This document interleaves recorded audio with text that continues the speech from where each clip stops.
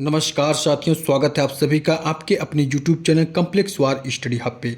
आज हम अपनी CTET CDP practice set series की तीसरी क्लास लेकर आए हैं। पिछले दोनों प्रैक्टिस सेट्स में आपने जिस तरह क्वेश्चन को सॉल्व किया, आज उससे भी आगे बढ़ते हुए हम CDP के कुछ और मोस्ट एक्सेप्टेड क्वेश्चन MCQ करेंगे। एक छोटी सी रिक्वेस्ट है साथियों, हर क्वेश्चन का आंसर पहले खुद सोचिए, फिर मेरा आंसर सुनिए और अंत में अपना स्कोर जरूर चेक कीजिए। तो बिना समय गवाए शुरू करते हैं हमारा प्रैक्टिस सेट नंबर 3 और आज देखते हैं कितने सही होते हैं और आपकी तैयारी कितनी अच्छी है। तो चलिए बिना समय गवाए आज की क्लास को हम लोग शुरू करते हैं। और आज का आपका पहला प्रश्न है साथियों, अधिगम को प्रभावित करने वाला प्रमुख कारक है। अधिगम को प्रभावित करने वाला प्रमुख कारक है शारीरिक स्वास्थ्य व परिपक्वता, प्रेरणा, थकान या फिर उपयुक्त सभी।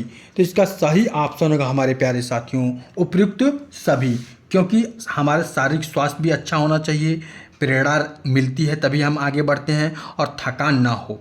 नेक्स्ट क्वेश्चन, बुद्धि के तरल क्रिस्टलीय प्रतिमान के प्रतिपादक कौन थे? बुद्धि के तरल क्रिस्टलीय प्रतिमान के प्रतिपादक कौन थे? Cattle, Thorndike, burner, Skinner. तो इसका सही ऑप्शन का हमारे प्यारे साथियों कैटल। कौन? कैटल। नेक्स्ट क्वेश्चन, निम्न में से कौन सा अधिगम के पठार का कारण नहीं है? नहीं है आपको चेक करना है, क्योंकि सीटेट में अक्सर यही गलती कर लेते हैं बच्चे। तो यहाँ पे हम आपका आंसर देखते हैं, प्रेरणा की सीमा, विद्यालय का असहयोग, शारीरिक सीमा, ज्ञान की सीमा। तो इसका सही ऑप्शन का ऑप्शन नंबर बी, विद्यालय का असहयोग।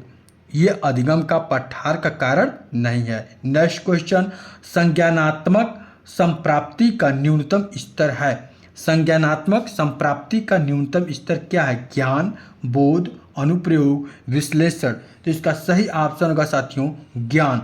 ज्ञान जो है संज्ञानात्मक संप्राप्ति का न्यूनतम स्तर है। नेक्स्ट क्वेश्चन, एक बालक जो साइकिल चलाना जानता है, मोटर बाइक चलाना सीख रहा है, यह उदाहरण होगा। एक बालक जो है साइकिल चलाना जानता है, अब मोटरसाइकिल चलाना सीख रहा है, तो यह कैसा उदाहरण? क्षैतिज अधिगम अंतरण का, ऊर्ध्वाधर अधिगम अंतरण का, या फिर द्विपार्श्विक अधिगम अंतरण का, या फिर कोई भी अधिगम अंतरण का नहीं। तो इसका सही ऑप्शन होगा क्या? ऑप्शन नंबर बी, ऊर्ध्वाधर अधिगम अंतरण का, मतलब अपने से ऊपर सीख रहा है। नेक्स्ट क्वेश्चन, क्रिया प्रसूत अनुबंधन सिद्धांत का प्रतिपादन किया। क्रिया प्रसूत अनुबंधन सिद्धांत का प्रतिपादन किया हल ने, थॉर्नडाइक ने, गेटार्ड ने, स्किनर ने। जिसका सही ऑप्शन होगा स्किनर ने। नेक्स्ट क्वेश्चन, कोहलर निम्न में से किससे संबंधित हैं? कोहलर निम्न में से किससे संबंधित है? अब प्रेरणा का सिद्धांत, विकास का सिद्धांत, व्यक्तित्व का सिद्धांत या फिर अधिगम का सिद्धांत। तो कोहलर जो है साथियों अधिगम का सिद्धांत से संबंधित हैं। धार्मिक एवं नैतिक शिक्षा दी जानी चाहिए। धार्मिक एवं नैतिक शिक्षा कब देनी चाहिए? किशोरावस्था में, बाल्यावस्था में या फिर शैशवावस्था में। तो इसका सही ऑप्शन होगा किशोरावस्था में। नेक्स्ट क्वेश्चन, निम्न में कौन शेष से भिन्न है? मतलब आपको चारों ऑप्शन में बताना है कौन सबसे भिन्न है। अधिगम के लिए अधिगम का सिद्धांत, समान अवयवों का सिद्धांत, ड्राइव रिडक्शन सिद्धांत या सामान्यीकरण का सिद्धांत। तो इसका सही ऑप्शन का option number C, drive reduction का सिद्धांत। नेक्स्ट क्वेश्चन, गोलमैन निम्न में से किससे संबंधित है? गोलमैन निम्न में से किससे संबंधित है? सामाजिक बुद्धि से, संवेगात्मक बुद्धि से, आध्यात्मिक बुद्धि से या फिर सामान्य बुद्धि से। तो गोलमैन जो है संवेगात्मक बुद्धि से संबंधित हैं।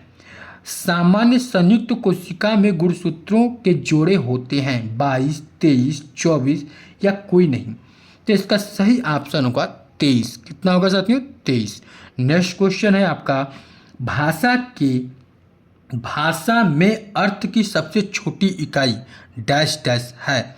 भाषा में अर्थ की सबसे छोटी इकाई डैश डैश है। स्वनिम, प्रैग्मैटिक्स, वाक्य या फिर रूपीम। तो इसका सही ऑप्शन होगा रूपीम। क्या होगा? रूपीम।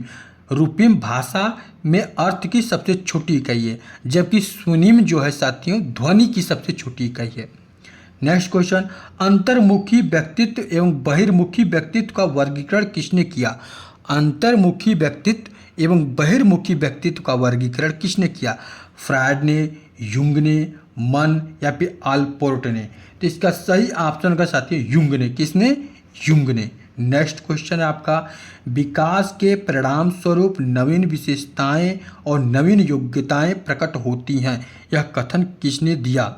विकास के परिणाम स्वरूप नवीन विशेषताएं और नवीन योग्यताएं प्रकट होती हैं, यह कथन किसका है?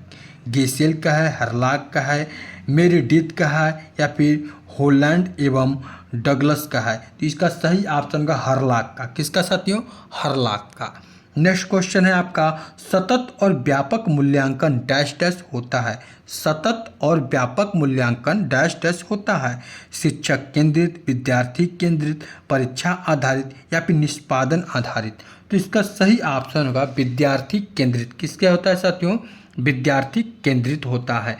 नेक्स्ट क्वेश्चन है आपका, निम्न में से कौन सा विकास का सिद्धांत नहीं है? निम्न में से कौन सा विकास का सिद्धांत नहीं है, यह आपको बताना है।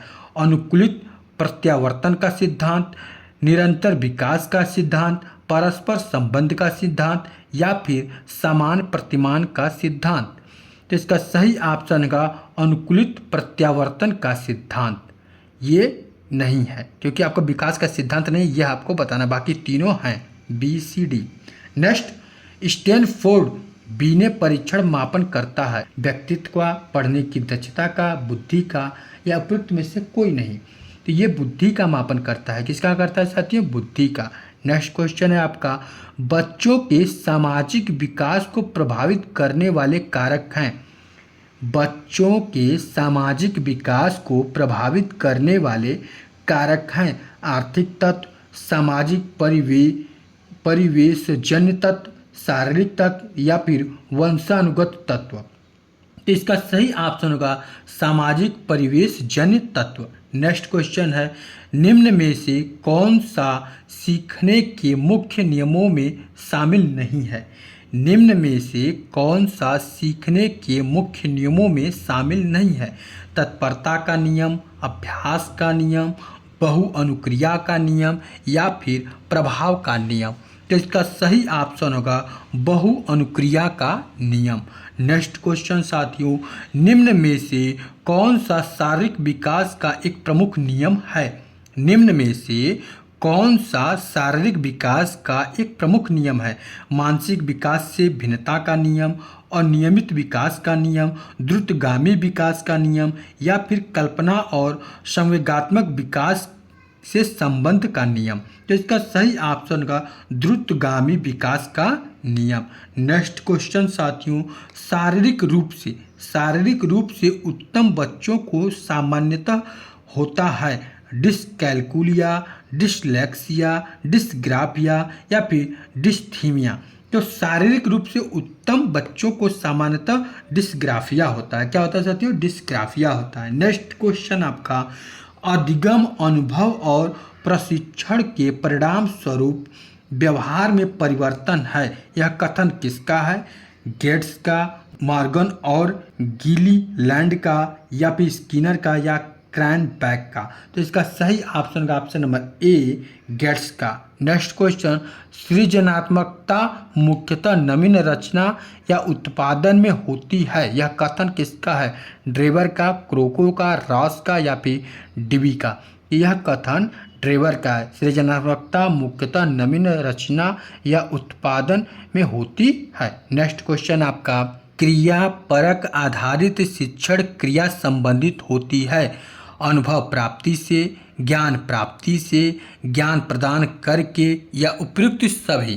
तो इसका सही ऑप्शन होगा उपयुक्त सभी।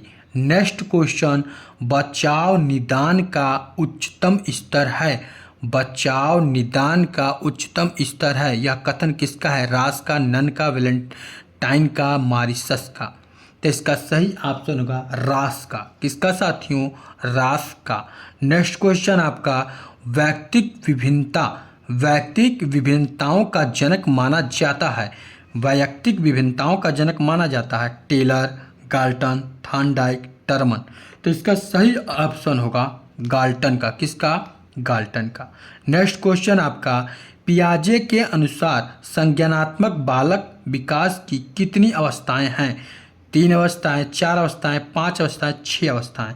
तो कितनी अवस्थाएं हैं साथियों? 4 अवस्थाएं हैं। नेक्स्ट क्वेश्चन, एक 13 वर्षीय बालक बात बात में अपने बड़ों से झगड़ा करने लगता है और हमेशा स्वयं को सही साबित करने की कोशिश करता है। वह विकास की किस अवस्था में है? प्रारंभिक बाल्यावस्था, किशोरावस्था, युवावस्था या फिर बाल्यावस्था? तो इसका सही ऑप्शन होगा वह किशोरावस्था में है। ऑप्शन नंबर बी करेक्ट है। नेक्स्ट क्वेश्चन, श्रवण बाधित बच्चों को पढ़ाने के लिए क्या उपयुक्त की जाती है? श्रवण बाधित बच्चों को पढ़ाने के लिए क्या प्रयुक्त की जाती है, यह आपको बताना है। ब्रेल लिपि, सांकेतिक भाषा, यंत्र या फिर ये सभी? तो सांकेतिक भाषा। देखिए वो सुन नहीं सकते हैं, उन्हें संकेतों के माध्यम से सांकेतिक भाषा प्रयुक्त की जाती है। नेक्स्ट क्वेश्चन, निम्नलिखित में से कौन सा सीखने के लिए केंद्रित तत्व है? सीखने के लिए केंद्रित तत्व कौन है, यह आपको बताना है। पुनर्बलन, अनुक्रिया, तत्परता, अभ्यास। तो इसका सीखने के लिए केंद्रित तत्व तत्परता है। क्या है? तत्परता। तो कैसा लगा यह सेशन कमेंट करके हमें जरूर बताइए, और आपने कितना स्कोर किया ये भी कमेंट करना बिल्कुल भी मत भूलिएगा। जय हिंद, जय भारत साथियों।